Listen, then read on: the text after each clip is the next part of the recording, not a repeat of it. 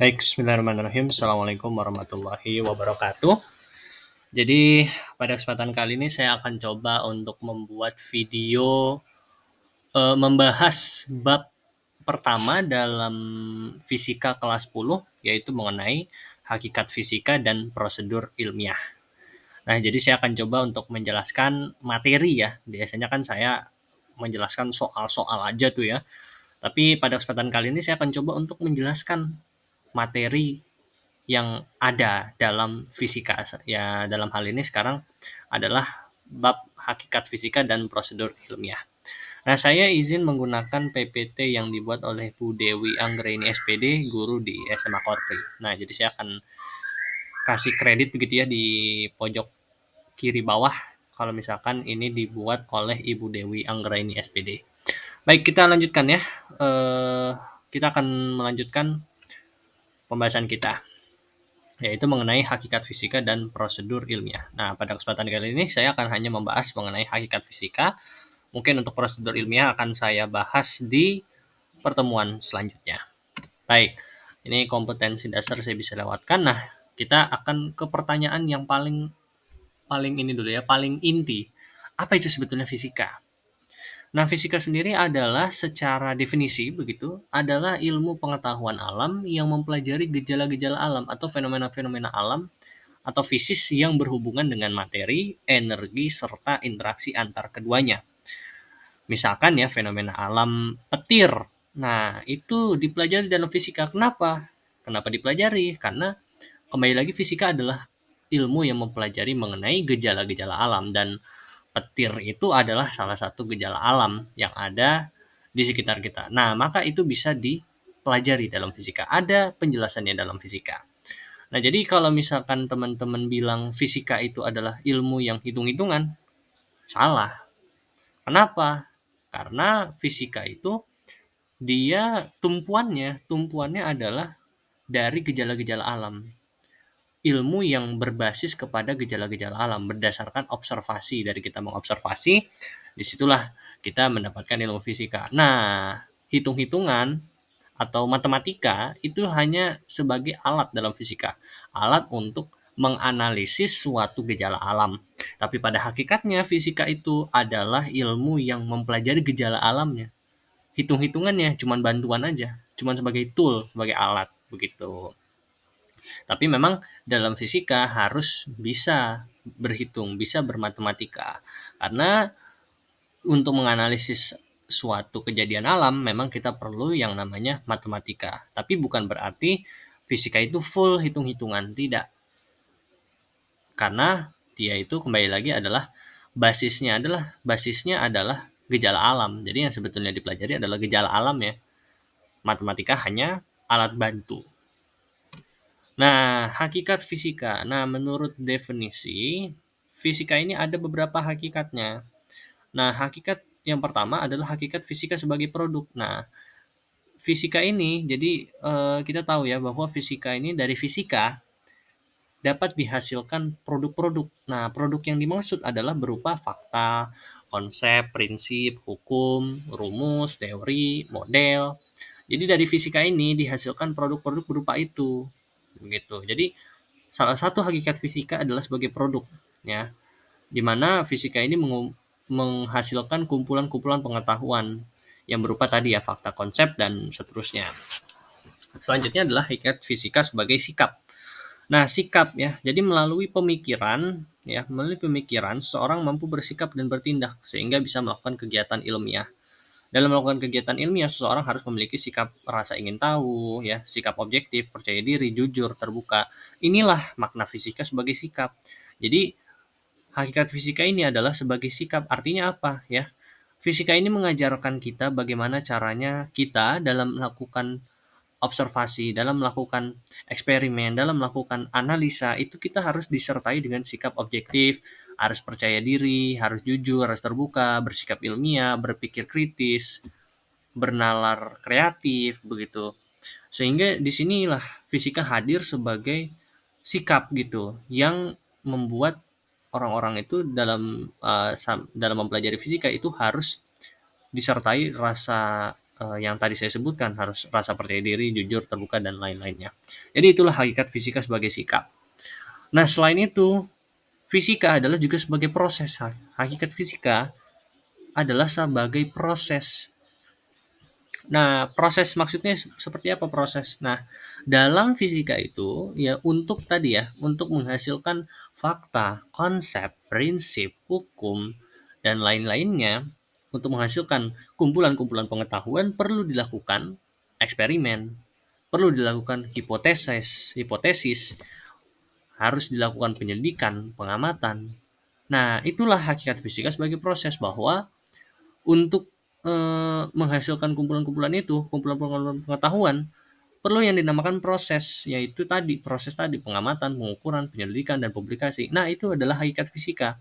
Fisika itu ada sebagai proses. Fisika itu adalah sebagai proses kita mengamati, melakukan pengukuran, menyelidiki, melakukan eksperimen untuk menghasilkan kumpulan-kumpulan pengetahuan. Dengan dalam proses itu kita harus disertai sebagai sikap. Nah, ini yang tadi ya. Harus disertai dengan sikap percaya diri, jujur, terbuka. Nah, jadi bisa dilihat ya. Jadi bisa dilihat. Tadi ada kaitannya. Jadi ketiga hakikat ini nih berkaitan sebetulnya. Bahwa untuk menghasilkan produk perlu dinamakan proses. Nah, dalam proses itu harus disertai dengan sikap-sikap. Nah, jadi ketiga ini sebetulnya berhubungan begitu ya. Nah, tadi saya sebut produk-produk fisika itu ada fakta, konsep, prinsip, dan lain-lainnya. Nah, ini harus saya coba jelaskan begitu ya. Apa perbedaan antara fakta, konsep, hukum, prinsip, teori, model, dan rumus? Karena kedengarannya kan sama aja begitu. Padahal sebetulnya berbeda. Berbeda dengan satu sama lainnya. Misalkan, oke, kita akan coba bahas. Yang pertama adalah fakta. Nah, fakta itu adalah hal yang merupakan kenyataan atau hal-hal yang kita terima sebagai kebenaran, kita terima sebagai kenyataan. Contohnya apa? Bumi berotasi pada sumbunya. Oke, itu memang betul, itu kenyataan, ya. Itu adalah contoh fakta. Misalkan apa lagi nih? Misalkan bumi mengelilingi matahari, ya. Bumi mengelilingi matahari itu adalah kenyataan, begitu.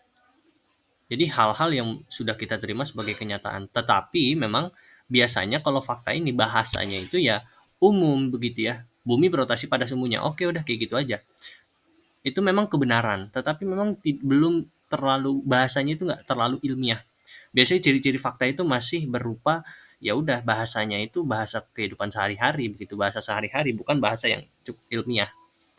Nah, ketika fakta itu dia diabstraksikan, fakta itu dia diolah menjadi bahasa yang ilmiah, cukup ilmiah, maka terlahirlah konsep. Nah, ini yang kedua nih, konsep. Nah, konsep itu adalah ide yang diabstraksikan dari peristiwa nyata. Ide ini bisa berupa fakta, jadi bisa juga fakta yang diabstraksikan dari peristiwa nyata. Misalkan ya, dari contoh yang tadi ya, bumi kan berotasi pada sumbunya. Nah, kalau dikonsepkan, diabstraksikan, akan menjadi dapat nih kita definisi yaitu rotasi. Konsep rotasi yaitu adalah gerak bumi berputar pada porosnya. Nah, jadi dilihat ya bahwa dari fakta itu bisa dihasilkan konsep. Nah, misalkan ini lagi nih ya. Revolusi adalah gerak bumi mengelilingi matahari. Oke, itu adalah konsep. Faktanya apa? Faktanya adalah bumi itu mengelilingi matahari. Nah, dia berawal dari fakta bahwa bumi itu mengelilingi matahari. Lalu dari situ dihasilkanlah konsep yang disebut sebagai revolusi, yaitu gerak bumi mengelilingi matahari. Itu disebut dengan revolusi. Jadi bisa dilihat ya hubungan-hubungannya. Nah, yang ketiga adalah hukum. Nah, hukum sama prinsip. Nah, ini nanti agak cukup sulit nih ya untuk menjelaskannya karena memang keduanya itu sangat mirip gitu, tapi sebetulnya berbeda. Berbeda. Nah, di mana bedanya? Oke. Kita ke hukum dulu. Hukum secara pengertian adalah pernyataan singkat yang bersifat umum dan dapat menjelaskan perilaku alam. Nah, contohnya adalah hukum 3 Kepler yang menyatakan perbandingan kuadrat waktu periode planet dengan pangkat 3 jarak planet tersebut ke matahari sama untuk semua planet. Nah, jadi ya dari pengertiannya pernyataan singkat yang bersifat umum dan dapat menjelaskan perilaku alam. Maksudnya bersifat umum itu apa? Maksudnya dia itu bersifat sangat universal begitu. Karena kan ini lihat, hukum 3 Kepler menyatakan tentang perbandingan kuadrat waktu periode planet dengan pangkat 3 jarak planet tersebut ke matahari sama untuk semua planet. Nah, ini kan skalanya apa? Skalanya adalah tata surya. Jadi bersifat umum, bersifat universal, berlaku untuk banyak hal. Jadi seperti itu. Nah, contohnya adalah contoh lainnya ya, hukum 2 Newton. Hukum 2 Newton menyatakan bahwa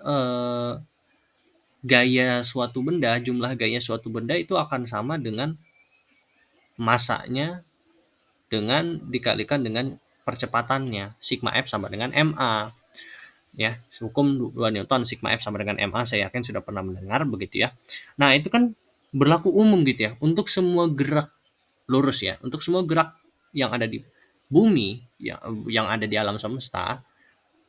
Untuk semua gerak yang ada di alam semesta, gerak lurus yang ada di alam semesta, berlaku hukum ini, berlaku hukum sigma F sama dengan ma.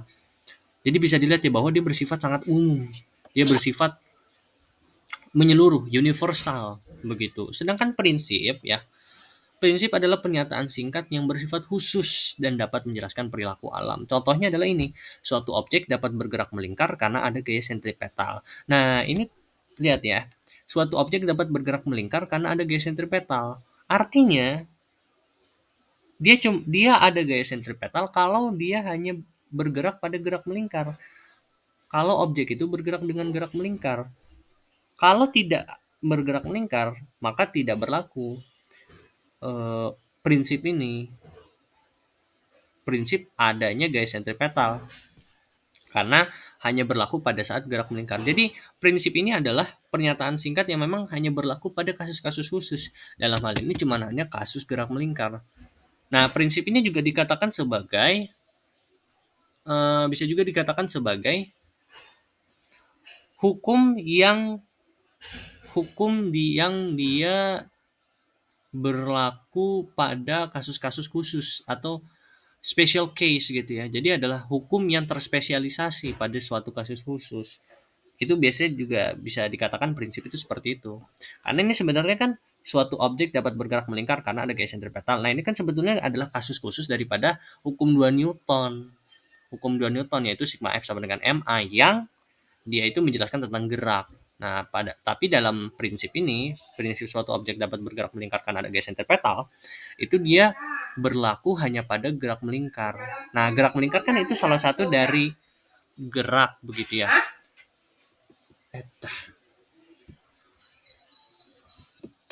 Oke, baik. Baik, kita lanjutkan. Nah, prinsip itu ya, jadi seperti itu ya. Prinsip itu adalah suatu apa namanya ya?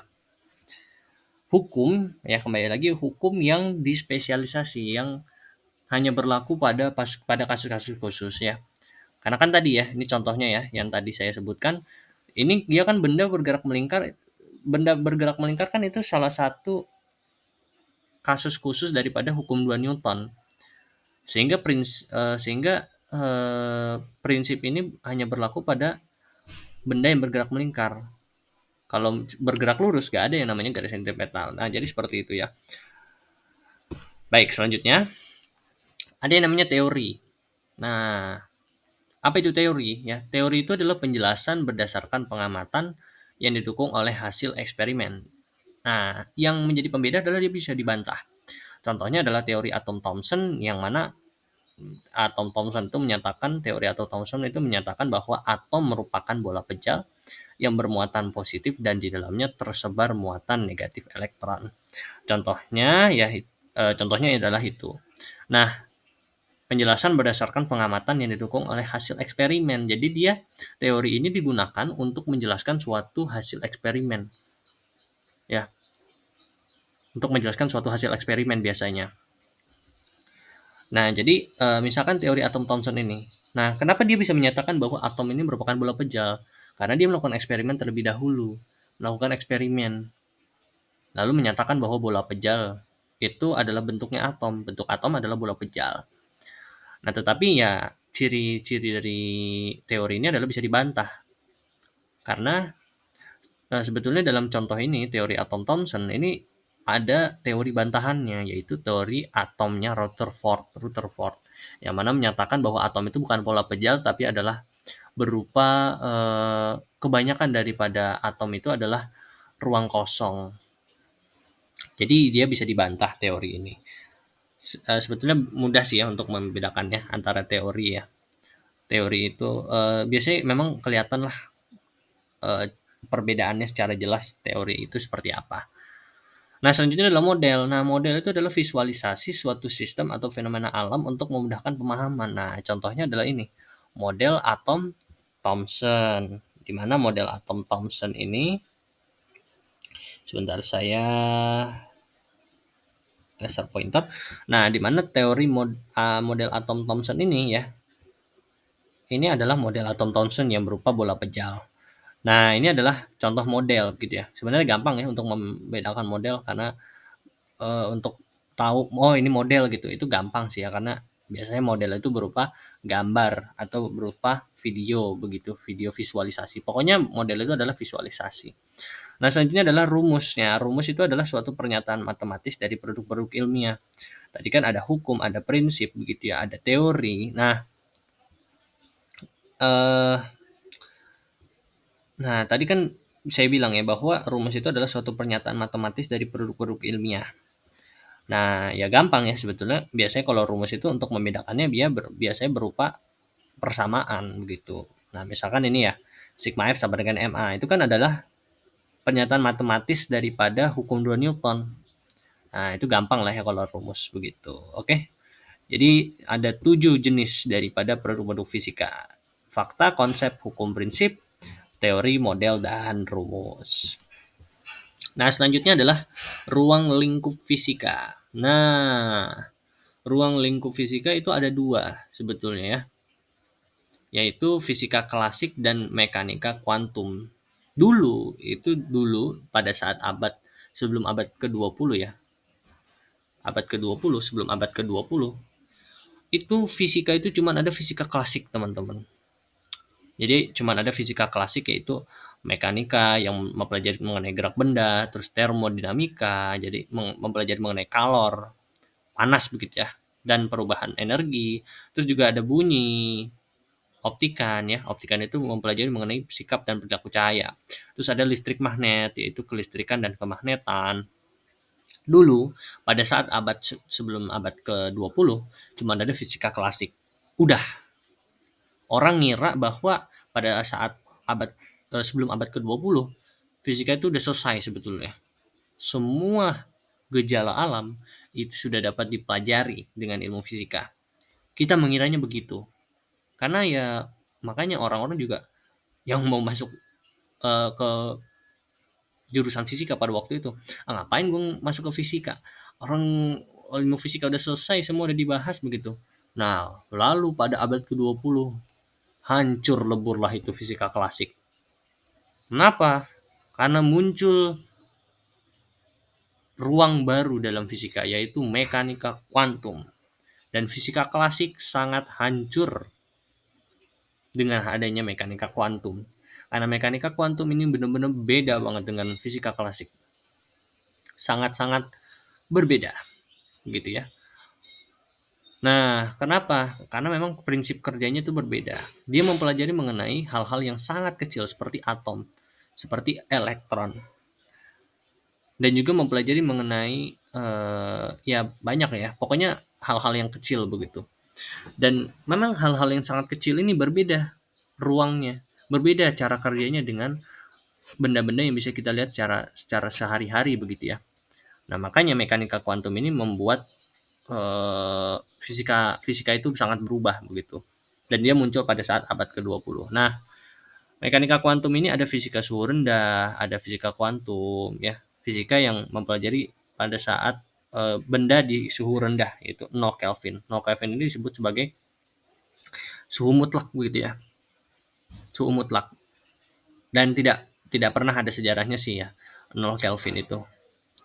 Itu cuman hanya teori aja. Tidak ada yang namanya benda dalam kehidupan sehari-hari itu bersuhu 0 Kelvin. Karena memang kalau ada benda yang bersuhu 0 Kelvin, maka itu sangat aneh dan bisa merusak alam semesta begitu ya. Karena memang itu sebenarnya cuman hipotesis saja begitu, bahwa suhu mutlak yang paling dingin itu adalah 0 Kelvin. 0 Kelvin itu sekitar berapa minus, ratusan minus derajat Celcius, saya lupa. Lalu ada fisika kuantum, ada fisika inti, fisika zat padat, ada fisika relativistik, ada fisika terkondensasi, ada juga fisika plasma. Ya. Nah, dalam SMA gitu, di SMA kita hanya mempelajari fisika klasik. Kita hanya mempelajari mengenai ini. Ya, mekanika kuantum itu levelnya sudah kuliah. Kenapa? Karena mekanika kuantum ini perlu matematika yang sangat rumit. Ya. Jangan dikira gampang begitu ya. Karena memang banyak prinsip-prinsipnya, banyak hukum-hukumnya yang sangat berlawanan dengan bisa dibilang nalar kehidupan kita sehari-hari. Ya, saya nggak perlu kasih contohnya lah ya. Pokoknya seperti itu. Konsepnya cukup sulit untuk diterima dengan akal sehat, begitu. Nah, hubungan antara fisika dengan ilmu-ilmu pengetahuan lainnya ya, seperti kita ketahui bahwa fisika ini dengan ilmu-ilmu lainnya pasti punya hubungan. Sama, ilmu-ilmu lain juga punya hubungan dengan ilmu fisika. Ilmu kimia juga punya hubungan dengan ilmu-ilmu lainnya, ilmu fisika juga. Nah, jadi pasti ada hubungannya dengan ilmu fisika. Nah, salah satunya beberapa adalah ada astrofisika ya, yaitu gabungan antara fisika dengan astronomi yang mempelajari tentang benda-benda langit. Terus ada biofisika, gabungan dari fisika dan biologi. Jadi ini mempelajari proses-proses biologis dengan melibatkan konsep fisika. Contohnya pengukuran sistol diastol. Itu kalau misalkan kita mau mengukur tekanan darah, kita kan menggunakan patokannya itu adalah sistol dan diastol. Nah, itu adalah sebetulnya konsep fisika. Terus ada juga fisika medis, gabungan dari fisika dan ilmu kedokteran ya gitu. Ada fisika material, gabungan dari fisika dan ilmu bahan. Terus juga fisika kimia, ada ekonofisika, ada juga tuh mempelajari tentang proses dan hubungan-hubungan fisik dalam ilmu ekonomi. Jadi banyak lah hubungan-hubungannya. Saya nggak bisa sebutkan semuanya, ya.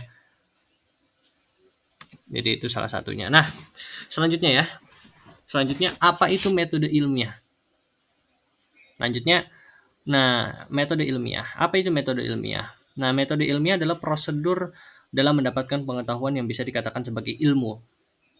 Nah, jadi kalau kita ingin menghasilkan tadi ya, hukum, prinsip, teori, rumus, itu kita harus melalui yang namanya metode ilmiah dulu. Nah, jadi untuk mendapatkan kumpulan-kumpulan pengetahuan dalam fisika itu kita harus melalui serangkaian prosedur untuk mendapatkan hal tersebut. Nah, prosedur itu disebut sebagai metode ilmiah. Nah, ilmu. Nah, apa syarat pengetahuan itu? Suatu pengetahuan itu bisa dikatakan sebagai ilmu. Nah, syaratnya adalah ada 4, yaitu objektif, metodik, sistematik, berlaku umum. Ya. Objektif, metodik, sistematik, dan berlaku umum. Objektif berarti dia harus, ya berarti dia tidak boleh subjektif ya. Dimana subjektif itu di setiap orang bisa beda-beda. Tapi kalau ilmu dalam fisika harus objektif. Di semua orang harus sama. Begitu. Pokoknya ya misalkan, apakah eh, kesukaan orang lain, interest orang lain itu bisa dijadikan ilmu?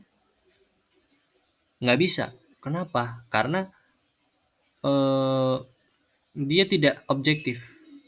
Dia sifatnya subjektif. Hanya berlakunya bisa berbeda-beda antara orang yang satu dengan orang yang lain. Misalkan saya punya pernyataan si Andi suka motor. Nah, apakah berarti bahwa si Junet juga suka motor? Belum tentu. Belum tentu. Karena itu ya tergantung orangnya begitu. Nah, maka kesukaan orang lain itu tidak bisa kita jadikan ilmu begitu. Tapi fisika pasti fisika itu harus dia itu bersifat objektif dan metodik dan seterusnya ya. Itu adalah syarat-syarat pengetahuan menjadi ilmu.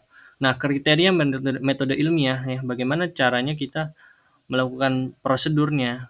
Apa kriteria-kriteria daripada metode ilmiah? Yang pertama, dia harus berdasarkan fakta, tidak mengandung prasangka, menggunakan prinsip-prinsip analisis, bermula dari perumusan masalah atau pembuatan hipotesis, terus menggunakan teknik kualitatif dan kuantitatif gitu ya. Nah, ini mungkin saya harus jelaskan sedikit nih ya, yang kuantitatif kualitatif.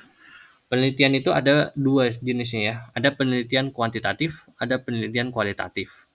Penelitian kuantitatif adalah penelitian yang hasilnya itu adalah berupa angka atau numerik. Misalkan ya, misalkan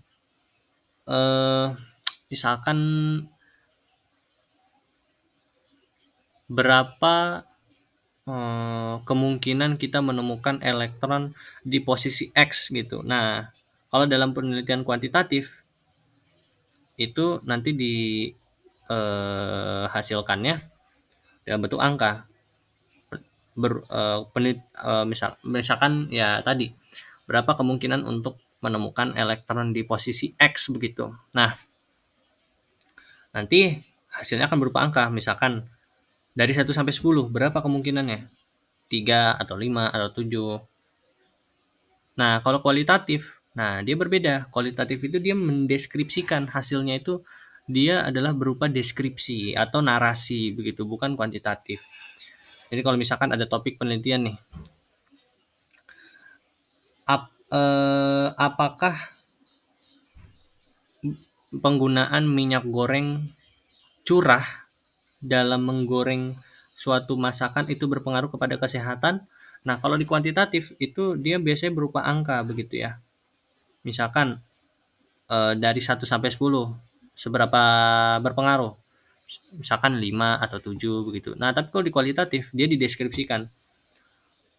Penggunaan minyak curah dalam dalam menggoreng suatu bahan itu sangat berpengaruh kepada kesehatan manusia dikarenakan A, B, C, D seperti itu. Itu bedanya kuantitatif dan kualitatif. Kalau kuantitatif dia hasilnya disajikan dalam bentuk angka atau dalam bentuk grafik begitu ya. Pokoknya dalam bentuk numerik. Tapi kalau kualitatif itu biasanya dia dideskripsikan. Nah, selanjutnya adalah yang keenam, menggunakan ukuran yang objektif. Menggunakan ukuran yang objektif. Nah, langkah-langkah metode ilmiah. Nah, ini adalah yang penting nih ya, ini harus diingat. Yang pertama adalah kita melakukan identifikasi masalah. Apa nih masalahnya? Lalu selanjutnya adalah perumusan masalah. Setelah kita identifikasi, oh ini ada masalah ini, kita rumuskan masalahnya. Ada apa aja? Ada A, ada B, ada C, begitu. Nah, selanjutnya kita mencari informasi mengenai masalah tersebut. Lalu menyusun hipotesis. Apa itu hipotesis? Hipotesis sendiri adalah jawaban sementara terhadap masalah yang masih bersifat praduga atau masih menduga-duga nih. Kenapa? Karena masih kita harus cari kebenarannya melalui apa? Eksperimen. Nah, makanya langkah selanjutnya adalah melakukan eksperimen. Begitu. Jadi dari menyusun hipotesis ya, setelah kita mencari informasi ya, oh ternyata mengenai masalah ini fakta yang saya dapatkan ini. Maka saya berhipotesis bahwa untuk menyelesaikan masalah ini kita harus melakukan X gitu. Nah, ini masih berupa jawaban sementara atau masih raba-raba nih, begitu. Nah, bagaimana cara membuktikannya adalah kita melakukan eksperimen. Setelah melakukan eksperimen, kita akan dapat data-data. Nah, selanjutnya adalah kita menghimpun data tersebut lalu menganalisis mana datanya nih. Datanya bagaimana? Nah, interpretasi datanya itu seperti apa? Apakah hasilnya sesuai dengan hipotesis yang kita buat atau tidak? Lalu setelah kita dapat nih, oh ternyata sesuai nih dengan hipotesis kita. Lalu kita tarik kesimpulan. Selanjutnya, kita mempublikasikan hasil itu kepada khalayak luas. Bisa lewat jurnal, lewat webinar, dan lain-lainnya begitu. Nah, hipotesis ini tidak harus benar ya teman-teman, tidak harus sejalan dengan hasil dari penelitian. Bisa jadi hasil penelitian itu tidak sesuai dengan hipotesis dan itu tidak apa-apa. Itu tidak apa-apa ya teman-teman kalau misalkan hasil daripada eksperimen kita itu tidak sejalan dengan hipotesis kita. Selama bisa dijelaskan kenapa tidak sesuai dengan hipotesis, begitu. Nah, tadi kan kita telah melihat langkah-langkah metode ilmiah ya, salah satunya adalah mempublikasikan hasil. Dengan mempublikasikan hasil itu salah satunya dengan membuat laporan ilmiah. Nah, membuat laporan ilmiah ya misalkan makalah itu kan salah satu adalah laporan ilmiah atau laporan praktikum itu adalah salah satu juga dari laporan ilmiah. Nah, saya akan coba langsung ke contohnya untuk cara membuat laporan ilmiah. Misalkan ada Budi bersama kelompoknya melakukan percobaan untuk menyelidiki hubungan antara panjang ayunan sederhana terhadap periode getaran. Nah, biasanya dalam laporan ilmiah itu ada tujuan. Kenapa Budi melakukan hal ini? Kenapa? Apa tujuannya untuk melakukan eksperimen ini? Yaitu adalah untuk menyelidiki hubungan antara panjang ayunan sederhana dengan periode getaran. Apa masalahnya? Nah, di sini perumusan masalah. Masalahnya apa? Bagaimana panjang ayunan sederhana mempengaruhi periode getaran? Nah, itu adalah masalahnya. Nah, kita berhipotesis. Setelah itu kita mencari informasi mengenai hal ini, lalu kita berhipotesis. Oh, saya berhipotesis bahwa semakin panjang ayunan, semakin lama periode getaran. Itu adalah hipotesis saya. Selanjutnya, dibuatlah eksperimen. Nah, dalam eksperimen ini kita harus menentukan variabel bebas, variabel terikat, dan variabel kontrolnya. Nah, ini mungkin saya harus jelaskan ini ya. Apa itu variabel bebas, apa itu variabel terikat, adalah apa itu variabel kontrol. Variabel bebas adalah variabel yang kita ubah-ubah. Yang kita ubah. Variabel yang berubah-ubah. Variabel yang kita ubah dalam melakukan eksperimen. Misalkan panjang ayunannya nih, kita ubah. Dalam eksperimen pertama kita pakai yang 10 cm. Yang panjang ayunannya 10 cm. Ntar dalam variabel yang kedua, dalam eksperimen yang kedua kita ubah panjang ayunannya menjadi 20 cm. Eksperimen ketiga kita ubah lagi panjangnya 30 cm dan seterusnya. Nah, itu adalah variabel bebas, variabel yang bisa kita ubah-ubah. Selanjutnya adalah variabel terikat, begitu. Nah, variabel terikat adalah variabel yang terpengaruh oleh berubahnya variabel bebas atau variabel yang hasilkan akibat perubahan variabel bebas. Misalkan variabel bebasnya 10 cm. Nah, ntar kan dilakukan eksperimen gitu kan. Nah, ntar terhasilkan kan berapa periode getarannya. Nah, jadi variabel terikat itu adalah variabel ya seperti namanya. Dia terikat dengan variabel bebas hasilnya. Berubah-ubah karena perubahan diubahnya variabel-variabel bebas. Panjang ayunannya 10 cm misalkan, nanti periodenya 3 detik. Kalau 20 cm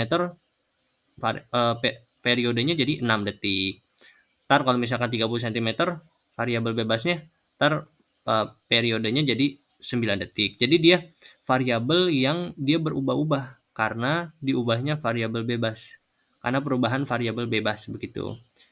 Dia terikat dengan variabel bebas. Nah, variabel kontrol. Variabel kontrol adalah yang selama penelitian atau selama eksperimen itu dia variabelnya tidak berubah-ubah.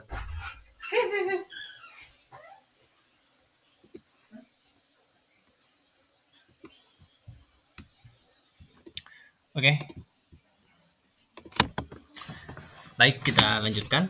Nah, variabel kontrol ya. Dari saya ulang ya.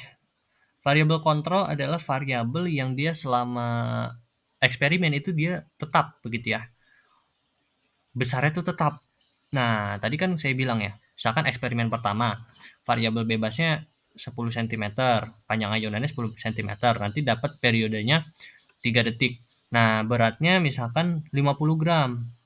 Nah, ketika eksperimen kedua, panjang ayunannya 20 cm, ntar variabel terikatnya juga berubah jadi 6 detik. Nah, tapi variabel kontrol ini dia tetap beratnya itu 50, berat bebannya itu 50 gram.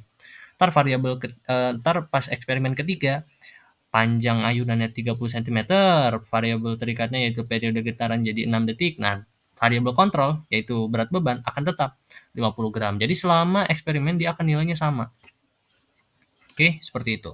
Nah, selanjutnya di sini ada setelah menentukan variabel bebasnya apa, variabel terikatnya apa, variabel kontrolnya apa, kita ditentukan alat dan bahannya apa, yaitu benang, beban pemberat, statif, terus juga stopwatch, mistar. Terus nanti diuraikan nih langkah kerjanya apa ya. Pertama ini, kedua ini gitu ya. Nah, habis itu biasanya nanti ada tabel hasil eksperimen. Nah, kalau misalkan panjang ayunannya segini, waktunya nanti berapa, panjang ayunannya segini, waktu ayunannya berapa, panjang ayunannya segini, waktu ayunannya berapa, begitu. Nah, habis itu baru diskusi. Nah, diskusi ini adalah berupa analisis data begitu ya. Misalkan seperti ini, berdasarkan grafik pada gambar sekian, selang waktu untuk menempuh satu ayunan akan meningkat jika panjang ayunan meningkat begitu. Lalu dia lakukan kesimpulan, bahwa semakin panjang ayunan, semakin lama periode getaran. Nah, ternyata ini kesimpulan yang kita dapat ini itu sesuai dengan hipotesis awal kita. Hipotesis awal kita kan tadi adalah semakin panjang ayunan, semakin lama periode getaran.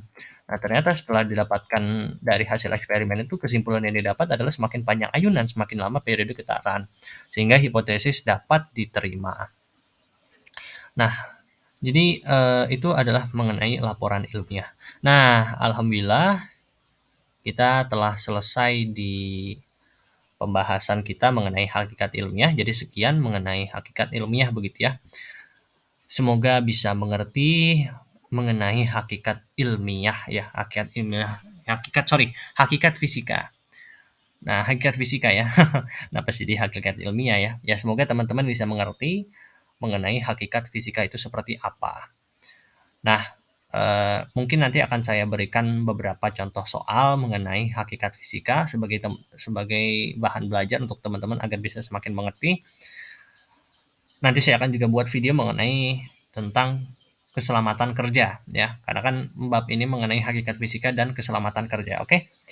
Baik, sekian pembahasan dari saya. Terima kasih. Assalamualaikum warahmatullahi wabarakatuh.